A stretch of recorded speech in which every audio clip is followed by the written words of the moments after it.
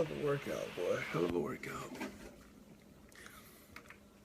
I know goddamn well you ain't drinking out of that gallon, boy. What the hell are you doing? Don't mind me.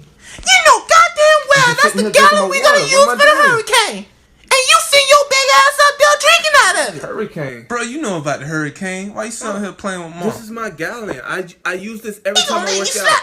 I don't give a damn if you use it. We using it for the hurricane. So why the hell are you drinking out of it? Hey, Mom, he thirsty, Mom. Give me some. He thirsty, Mom. Stop talking to your brother like that. What the hell you gonna do when we run out of power? Why you just don't go to the store and get boy, some the water? goddamn stoves are sold out. Right down the street. How about you get your big ass up and go and tell me if you see some water at the stove? Now give me the damn gallon. Give me the gallon. Give me the gallon right now, Aaron.